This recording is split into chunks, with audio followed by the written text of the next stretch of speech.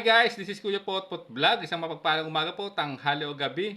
Mga kalingap, saan man sulok ng mundo naroroon, na may lagi po kayong gabayan ng ating poong may kapal. At yun, meron tayong isang reaction video patungkol dito sa post po ng Jomcar 18 Mediator for Peace and Unity. At siyempre, bago tayo magsimula, ay mag-shoutout po muna tayo no, sa ama ng kalingap na si Kuya Bal Santos Matubang, at Ena Vlogs Kalingap Rab, 10 na kanyang mga kasama. At siyempre, may kalap din po sa mga kasama kong reactor sa Bios, Karepa, Kalingap Watchers, Kalingap Strikers, KOGR, no?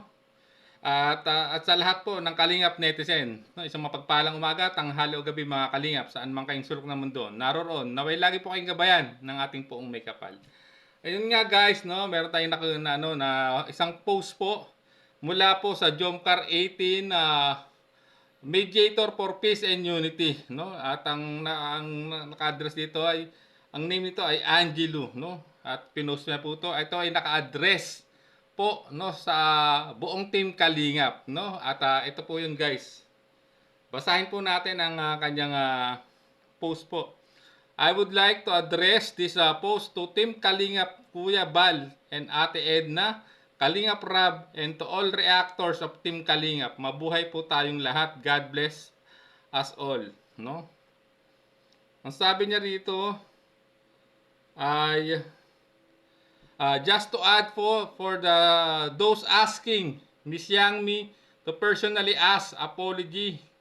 Yes po, she will do it later at night in her YouTube channel, Yang TV. So, ayan, ang sinabi niya na mukhang nakipag-ayos na or itatransform nila uli itong Jomcar 18 na pinangungunahan po ng founder nilang si Yangmi, kung she is still ang founder. At dito sinabi pa niya rito, and as a leader of Jomcar 18 Mediator for Peace and Unity is I am the one who initiative to apologize whatever the pagkakamali. So yan, no. Ang masasabi ko rito, sana hindi na umabot sa puntong matitindi na yung nagiging bangayan at yung pagpupuna, no, sa founder ng Jomcar 18 na si Yangmi TV. Tulad na sinabi po ni Yangmi na wala naman, no.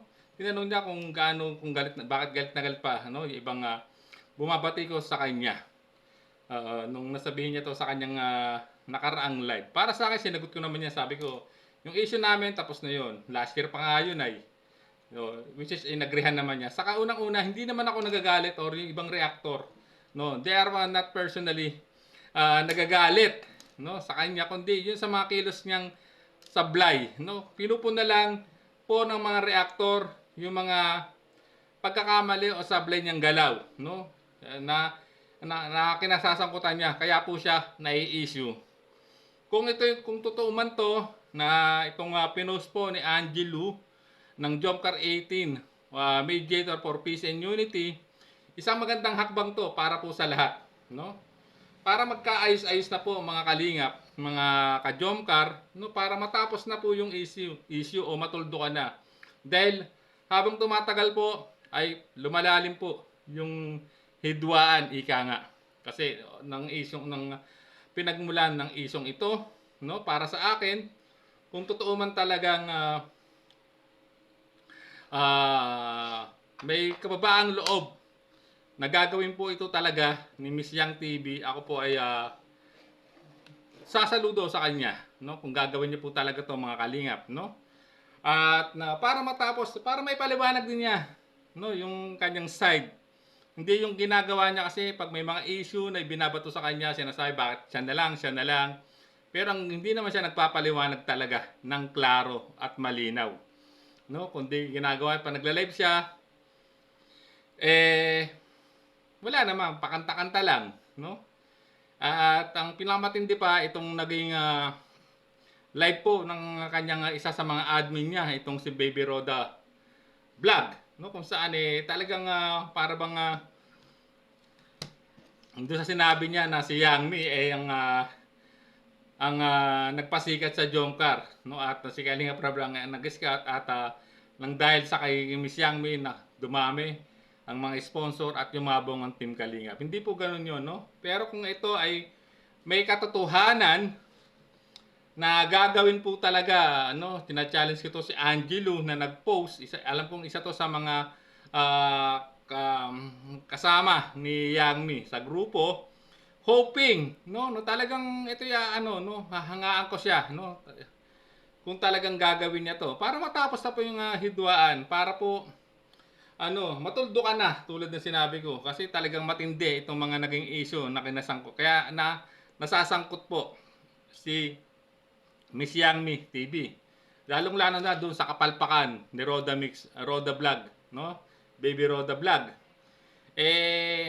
Ayun, ang nangyari, umalis siya kay OGR, no? Nagpaalam na ata, even kay Ate Edna, if not wrong, nagpaalam din po ata, no?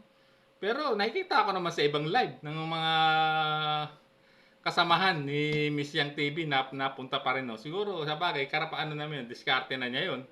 Pero kung sa akin saan, ano, kung maagang niresolba to at humingi ng tawad itong si Baby Roda, nag-public apology na lang siya, no, dahil sa ginawa niyang, ano, talagang halos nilahat niya, no, halos masasabi ko na rin binalahura niya lahat ang reactor, mga Kalingap reactors, no, kaya talagang hindi siya hindi talaga siya nakaligtas, no, sa mga pagpupuna ng mga reactor.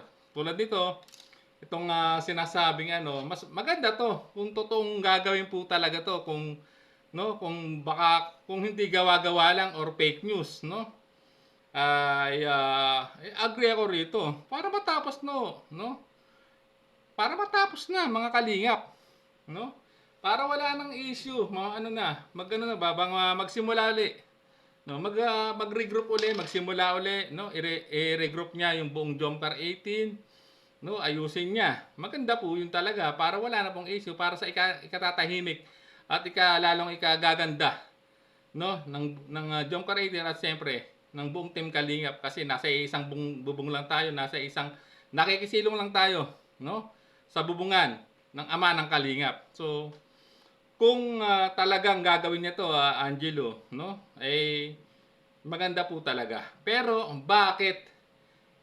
Pero may pumukaw sa akin, no? May pumukaw sa akin isang post, no? Parang hindi ata kayo nagkakausap maigi ng kinikilala mong founder ng Jomcar 18 na si Yang Mi. Bakit sa same araw nag-post naman po si Yang Mi ng ganito? Ano naman po itong ibig sabihin na to? Parang hindi yata kayo nag-uusap talaga. Kung sinasabi mo na magla-live siya, na aayusin at hihingi ng tawag, hihingi ng sorry sa mga pagkakamaling or kapalpakan na gawa, bakit po nag-post po ng ganito si Miss Yang? Ang sabi niya rito, panapanahon lang yan, babalik lahat sa inyo ang lahat ng ginagawa nyo sa akin, trust me. So dito ay parang pagbabanta po, no? Nananawagan ako sa Jomcar 18 na mediator for peace and unity, no? Alin ba ang totoo? Yung post mo na gagawin niya ang mamaya sa kanyang live na magsasalita na siya at sasabihin yung kanyang salobin at kung may kasalanan naman siya, ihingi niya ng tawad at hihingi siya ng tawad sa buong team Kalingap, especially sa ama ng Kalingap. O itong pinost niya na para po siya nagbabanta na ang sabi niya rito, tulad ng ayan nasa screen, panapanahon lang yan, babalik lahat sa inyo ang lahat ng ginagawa nyo sa akin, trust me, no? So, ibig sabihin, pinagbabantaan niya lahat ng mga pumupuna sa kanya, no, na akala niyang kumakalaban sa kanya, kundi pagpupuna lang po yun sa mga maling hakbang o galaw po ni Yang Mi na pwedeng ikasira ng imahe ng Kalingap sa hinaharap, no? Kaya po yung nag-post na po na si Angelo na mediator ng Jomcar 18, no, mediator for peace and unity. Alin po ba talaga ang totoo? Nakausap nyo ba ang founder nyo? O kayo lang po talaga ang nagsabi niyan at hindi alam ng founder nyo na may mga mangyayaring live mamaya sa kanyang channel? Bakit po nag-post po ng ganito mga ka-Jomcar, no?